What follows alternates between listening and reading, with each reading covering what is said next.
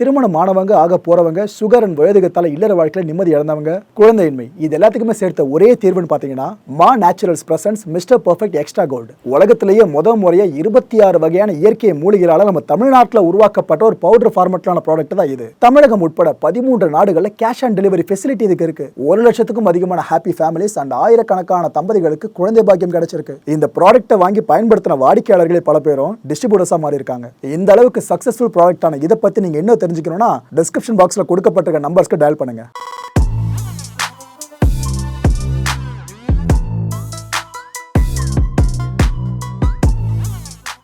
வணக்கம். Big topic with Karthik Mayakumar. கொஞ்சம் அசந்திருந்தா யுஎஸ்ஏ இந்தியா ஒரு வழி ஆகிட்டு இருப்பாங்க. இப்போ ஏற்பட்ட ஒரு மேட்சை பற்றி தான் நிறைய விஷயங்கள் பேச போகிறோம். இது கூடவே நியூசிலாந்து வர்சஸ் வெஸ்ட் இண்டீஸ் போட்டி இருக்குல்ல, அதை பற்றியே பார்க்க போகிற நிகழ்ச்சிக்குள்ள போகலாம்.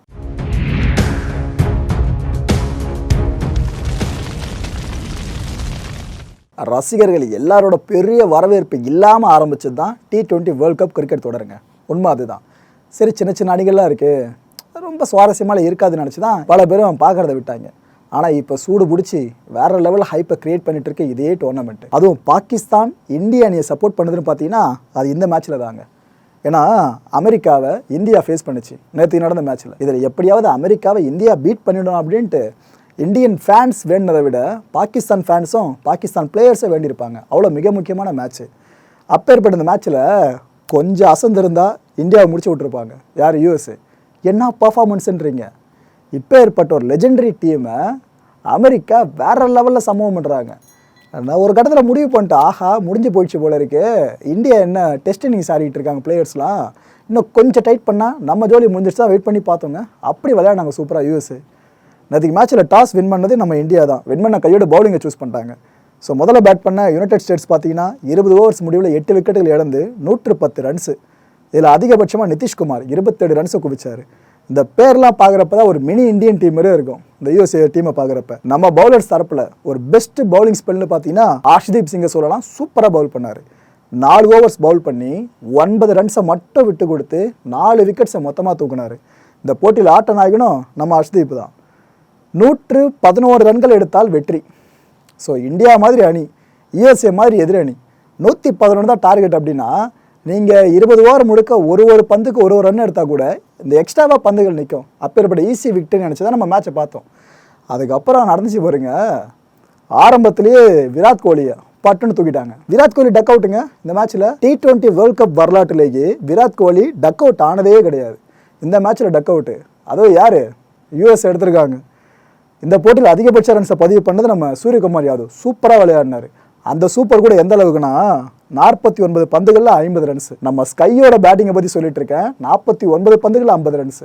இப்படி ஒரு பேட்டிங்கை ஸ்லோவாக ஆடி பார்த்துருப்பீங்களா? இந்த மேட்ச் அமைஞ்சது. இன்னொரு பக்கம் சிவம் தூபே, நீ என்னப்பா இப்படி ஆடுறா, நான் இன்னும் ஸ்லோவாக ஆடுறேன் பாருன்ட்டு 35 பந்துகளில் 31 ரன்ஸு. ஆனால் இவங்க 2 பேர் விக்கெட்ஸில் 1 விழுந்திருந்தா கூட மேட்ச் முடிஞ்சிட்டு இருக்கும். அப்படி தான் இருந்துச்சு. ஏன்னா அந்த பிச்சு இவங்களுக்கு ஹோம் கிரவுண்டு, பட் நம்மளுக்கு கிடையாது. எப்படியும் நம்ம தட்டியே 18.2 ஓவர்ஸ் முடிவில் 111 ரன்ஸ் எடுத்துட்டோம். 3 விக்கெட்ஸை இழந்தோம். ஆனால் இந்த பிச்சில் என்னென்னா ஒரு விக்கெட் காலி ஆயிடுச்சுன்னா தொடர்ந்து பட்டு பண்ணலாம் சரியாக ஆரம்பிச்சிடுது. அப்போ டேஞ்சரஸ் பிச்சாக இருந்துச்சு. அப்பா ஜெயிச்சிட்டோம் அப்படின்ற ஒரு முனைப்போடவே சூப்பர் 8 சுற்று இருக்குல்ல, அதுக்கு இந்தியா குவாலிஃபை ஆகிடுச்சு. சௌரவ் நெட்ரவாக்கர் இவரை ட்ரிபியூட் பண்ணி நாமளே முந்தைய வீடியோவில் சில விஷயங்கள்லாம் பேசியிருந்தோம். ஆனால் பாகிஸ்தானுக்கு எதிராக திரும்பின இந்த சௌரவ் கத்தி இந்தியாவுக்கு எதிராக திரும்பும்னு நம்ம அப்பயே கணிச்சிருந்தோம். செஞ்சுட்டாருங்க. எடுத்த 2 விக்கெட்ஸ் யார் எடுத்து தெரியுமா? ஒரு பக்கம் விராட் கோலியை டக் அவுட் ஆகினார், இன்னொரு பக்கம் ஸ்கிப்பர் ரோஹித் சர்மாவை காலி பண்ணார். யார்? நம்ம Saurabh Netravalkar. Super bowling spell. 7 பந்துகளில் 2 பெரிய விக்கெட்ஸை தூக்கினார். ஒரு பார்ட் டைம் கிரிக்கெட்டர் 2 லெஜெண்டரி பிளேயர்ஸை 7 பால்ஸில் தூக்குறதுல சாதாரண விஷயமே இல்லை. அடுத்து இந்த மேட்ச்சில் ஒரு இன்ட்ரெஸ்டிங்கான விஷயம் நடந்துச்சு. அது எத்தனை பேர் கவனிச்சிங்கன்னு தெரியல. நம்ம இந்திய அணி பேட்டர்ஸ் அடிக்காமலேயே 5 ரன்ஸ் கொடுக்கப்படுச்சு இந்தியாவுக்கு. பார்த்தீங்களா? அது என்ன நடந்துச்சுன்னா, இந்த டீமில் இருக்க பவுலர்ஸ்லாம் டிஸ்கஸ் பண்ணி அடுத்தடுத்து ரொட்டேட் பண்ணுவாங்களா பவுலர்ஸை, இதுக்குள்ளே டைம் எடுத்துகிட்டே இருந்திருக்காங்க. ஒரு ஓவர்லேருந்து அடுத்த ஓவர் போகிறதுக்குள்ளே 60 வினாடிகளுக்கு மேலே அவங்க 3 முறை இது போல் பண்ணியிருக்காங்க இந்த மேட்ச்சில். இதை பார்த்து கடுப்பான கால நடுவர்கள் தான், ஏன்பா இந்தியா டீமுக்கு 5 ரன்ஸ் அப்படின்னு கொடுத்துட்டாங்க. யார் பறந்து பந்து பிடிக்கிறது தெரியுதா? நம்ம சிராஜ். தலையில் கைக்கு வர கேட்சை நிறைய விட்டு பார்த்துருப்போம். ஆனால் நேற்றுக்கு மேட்ச்சில் ஸ்டார் ஃபீல்டரு நம்ம சிராஜ் தான். அதுவும் பவுண்டரி லைனில் இந்த கேட்சை பிடிச்சிருப்பாருங்க.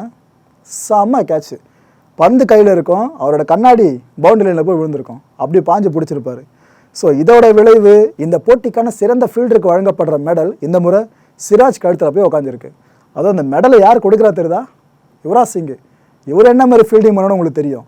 அந்த மனுஷன் கையிலிருந்து இவருக்கு மெடல். சிராஜுக்கு இது லைஃப் டைம் மூமெண்ட்னு சொல்லலாம். அடுத்து த எம்ஐ பாய்ஸ். ஒரு பக்கம் கோரி ஆண்டர்சன், இன்னொரு பக்கம் நம்ம ரோஹித் சர்மா. மேட்ச் முடிஞ்ச பிற்பாடு 2 பேரும் அப்படி கட்டி அணைச்சிட்டு தான் போனாங்க. கோரி ஆண்டர்சன் எம்ஐ பிளேயராக இருந்தவர் தான், புரிஞ்சிருக்கும் நம்பராத ஒரு நாக்கு விளையாடி இருப்பார் அவர். இப்போ நினச்சா கூட நம்மளுக்கு ஒரு மாதிரி இருக்கும், அப்படி அடிச்சு துவைச்சிருப்பார் கோரி ஆண்டர்சன். ரோஹித் சர்மா தாங்க சொல்லியிருப்பாரு, கோரி பலையாளியா நீ, நியூசிலாண்டிலிருந்து அதுக்கப்புறம் அமெரிக்கா போயிட்டு இப்போ அந்த டீமில் உள்ள வந்துட்டு எங்களுக்கு எதிராக நிற்கிற, இப்படி தான் ஒரு டாக் போயிருக்கோம் போல இருக்குது.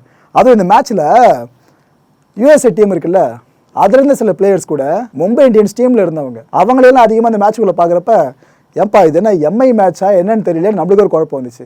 நம்ம ரோஹித் சர்மா விக்கெட்டை தூக்குனாங்களே, அப்போ ஃபுல்லாக மும்பை பிளேயர்ஸ் தான் அங்கே பார்க்க முடிஞ்சுது.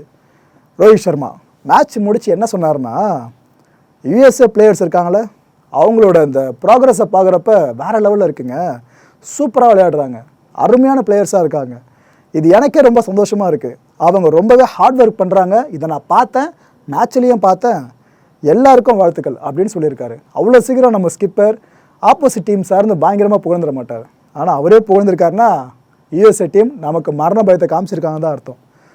கேஎல் ராகுல் நம்மால் வேர்ல்ட் கப் ஸ்குவாடில் கிடையாது, ஆனால் துளியும் ஈகோ இல்லாமல் எவர் இடத்துக்கு இன்னொருத்தர் தேர்வு பண்ணப்பட்டிருக்காருல அவரை பற்றி புகழ்ந்து பேசியிருக்காரு. அதான் நம்ம ரிஷப் பண்டை பற்றி தான் சொல்லிட்டு இருக்கேன். கேஎல் ராகுல் என்ன சொல்கிறா, அப்படி அவ்வளோ பெரிய விபத்தில் மாட்டின ஒரு ஆள் மாதிரியா ரிஷப் பண்ட் கேப்பிங் பண்ணுறாரு. மனுஷன் பாஞ்சு பந்தை பிடிச்சிக்கிட்டு இருக்காரு, பறக்கிறாரு லிட்ரலாக. கம்பேக்னா இப்படி தான் இருக்கணும். ரிஷப் பண்ட் நல்லா ஹார்ட் ஒர்க் பண்ணுவார்னு தெரியும், ஆனால் இந்த அளவுக்கு பண்ணுவார் நாங்கள் எதிர்பார்க்கலைங்க. சூப்பராக விளையாடிட்டு இருக்காரு. இந்தியாவோட தலை சிறந்த விக்கெட் கீப்பர்ஸில் ரிஷப் பண்ட் ஒருத்தர்னு கேஎல் ராகுல் புகழ்ந்திருக்காரு. கொஞ்சம் கூட ஈகோவில் பார்த்தீங்களா? ரைட்டு, நம்ம இந்தியன் ஃபேன்ஸ்க்கு சந்தோஷமான ஒரு விஷயத்த சொல்லிட்டேன். அடுத்து சொல்ல போகிற விஷயமும் இந்தியா வர்சஸ் நியூசிலாந்து ஐசிசி டோர்னமெண்ட்டில் இது மாதிரி போட்டியை பார்க்கக்கூடாதுன்னு நினைக்கிறவங்களும் சந்தோஷமான விஷயம் தான். என்னன்னா, நம்ம சிவசாமி இருக்கார்ல, கேன் வில்லியம்சன் தலைமையில் கைகளை வச்சுட்டு ஒரு மாதிரி ஓஞ்சி உக்காந்துட்டாருங்க. ஏன்னா அப்பேற்பட்ட டிஃபீட்டு எதிர்த்து விளையாடினது வெஸ்ட் இண்டீஸ் வேலையை காமிச்சிட்டாங்க. என்ன பொழந்துட்டு போயிட்டாங்க. நியூசிலாண்டால் ஒரு கட்டத்தில் எதுவுமே பண்ண முடியல, சரண்டர் ஆகிட்டாங்க. இந்த மேட்ச்சில் பார்த்தீங்கன்னா டாஸ் வின் பண்ணது நியூசிலாண்டு தான். இவங்களே பவுல் பண்ணுறான்ட்டாங்க, வெஸ்ட் இண்டீஸ் பேட் பண்ணிச்சு. 20 ஓவர்ஸ் முடியல 9 விக்கெட்ஸ் இருந்து 149 ரன்ஸுங்க வெஸ்ட் இண்டீஸு. அதில் அதிகபட்சமாக இந்த ஷெஃபன் ரூதர்ஃபோர்ட் இருக்கார்ல, என்ன போல 39 பந்துகளில் 68 ரன்ஸு. அந்த சாயலில் இவ்வளோ ரன்ஸு, இவ்வளோ கம்மி பால் எடுக்கலாம் பெரிய விஷயங்க. அப்பேற்பட்ட ஸ்கையே 49 பந்துகளில் 50 ரன்ஸு. ஆனால் இங்கே பாரு ரூதர்ஃபோர்ட 39 பந்துகளில் 66 ரன்ஸு. நியூசிலாந்து பந்து வச்சு தரப்பில் சொல்கிற மாதிரின்னு பார்த்தீங்கன்னா ட்ரெண்ட் பவுல்ட்டு 3 விக்கெட்ஸ் தூக்கினாப்பில் நல்லா பவுல் பண்ணார். 150 ரன்ஸில் எடுத்தால் வெற்றின்னு சொல்லிட்டு நியூசிலாந்து களமிறங்குச்சு. பெருசாக சோபிக்க முடியல. கிளென் பிலிப்ஸ் அதிகபட்சமாக 40 ரன் தான் குவிக்க முடிஞ்சது. அதுக்கப்புறம் பெருசாக யாராலும் எதுவும் பண்ண முடியல. ஸோ 20 ஓவர்கள் முடியல 9 விக்கெட்ஸ் இழந்து 136 ரன்ஸை மட்டும் குவிச்சு 13 ரன்ஸ் வித்தியாசத்தில் வெஸ்ட் இண்டீஸ் கிட்ட தோல்வியை தழுவிருக்கு நியூசிலாந்து. அதுவும் இந்த மேட்ச்சில் கடைசியில் கேமியோ ரோல் ஒன்று பண்ணியிருப்பா. அப்படி நம்ம சாண்ட்னர் சூப்பராக விளையாடினார். பால் போடும்போது அவர் தான் ரன்ஸையும் கொடுத்தாரு, பேட்டிங் அவர் நல்லா விளையாடினார், ஆனால் ஜெயிச்சு கொடுக்க முடியல. இதெல்லாம் பார்த்து தான் கேன் வில்லியம்சன் இப்படி ஒரு ஃபேஸ் ரியாக்ஷனை கொடுத்தாருங்க. போச்சு வெளியே வந்துடும் போல இருக்குது இந்த டோர்னமெண்ட்டில் ஆரம்பத்துலேன்ட்டு அந்த மனுஷன் ஃபீல் பண்ண ஆரம்பிச்சிட்டாரு. கேன் வில்லியம்ஸ்ன்ற ஹேஷ்டாக் ட்ரெண்டிங்கில் போச்சு பார்த்தல எக்ஸ்தலத்தில், அதுக்கு இதுதான் காரணம். இன்னொரு மேட்ரு என்னன்னா, நியூசிலாந்து இதுக்கப்புறம் சூப்பர் 8க்கு போகணுன்னே தெரில. விளையாடின 2 போட்டிகளும் தோத்துட்டாங்க. அந்த குரூப்பில் அவங்க தான் கடைசி இடத்துல இருக்காங்க. ஆக்சுவலாக இந்தியன் ஃபேன்ஸ் எல்லாம் வேண்டிக்கிட்டு இருந்தாலும் என்னவோ தெரியல. ஏன்னா முக்கியமான ஐசிசி டோர்னமெண்ட்டில் நாமளும் நியூசிலாண்டை ஃபேஸ் பண்ணுறோம் அப்படின்னா நமக்கு கொஞ்சம் பயம் அதிகமாக இருக்கும். அந்த பயம் இதுக்கப்புறம் வேணான்னு நினைக்கிறேன். ஆனால் இந்த குரூப்லேருந்து நியூசிலாந்து இன்னும் அடுத்த லெவலுக்கு போகணும் அப்படின்னா ஆப்கன் இருக்காங்கள அவங்க வழி விடணும். ஆப்கன் அடுத்த மேட்ச் ஜெயிச்சாலே கிட்டத்தட்ட அவங்க சூப்பர் 8 கன்ஃபார்ம் ஆகிடுவாங்க. பார்ப்போம் என்னென்ன நடக்க போகுது அப்படின்ட்டு. இதுக்கப்புறம் முடிவு நியூசிலாந்து கையில் கிடையாது, மற்ற அணிகள் கையில் தான் இருக்குது. சூப்பர் 8க்கு இப்போ வரைக்கும் குவாலிஃபை இருக்க டீம்ஸ்னு எடுத்துக்கிட்டிங்கன்னா 4 டீம்ஸுங்க. இந்தியா 3வது குவாலிஃபயருக்கு உள்ள, ஓகேவா? இந்தியாவுக்கு அடுத்தபடியாக ஆஸ்திரேலியா உள்ளே வந்துட்டாங்க, சவுத் ஆஃப்ரிக்கா உள்ளே வந்துட்டாங்க, வெஸ்ட் இண்டீஸ் உள்ளே வந்துட்டாங்க. வெஸ்ட் இண்டீஸை பற்றி உங்களுக்கே தெரியும், அது ஒரு சாம்பியன் டீமு.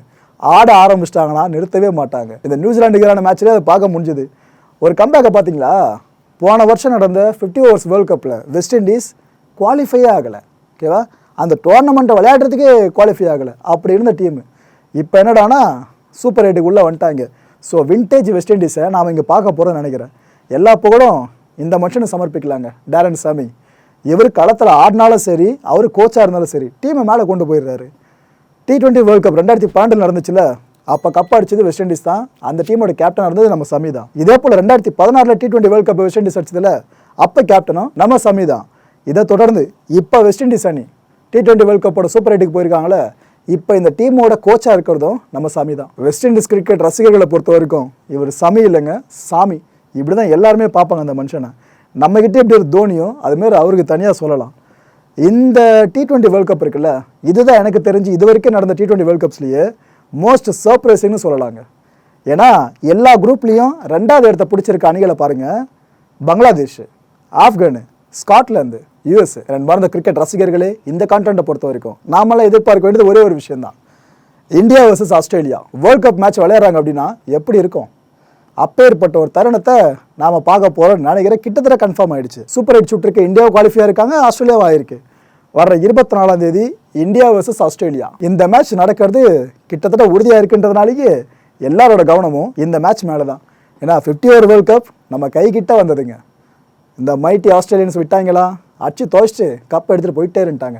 கண்ணில் பார்த்த கப்பை தொட விடாமல் பண்ணி விட்டாங்க. அப்போ ஏற்படுற விஷயத்தை நம்ம இந்தியன் பிளேயர்ஸ் ஃபேஸ் பண்ணிட்டாங்க. பதிலடி கொடுக்க காத்துக்கிட்டு வெறியோடு இருப்பாங்க.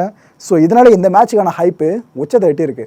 பார்ப்போம், டேட்டு கன்ஃபார்ம் ஆனதும் நம்ம அடுத்தடுத்து எதை நடக்க போக சொல்லிட்டு அடுத்தடுத்த வீடியோஸில் பேசுவோம். மக்களை இந்த மேட்ச் நடக்குதுன்ற பட்சத்தில் வெற்றி வாய்ப்பு யாருக்கு அதிகம் நினைக்கிறீங்க?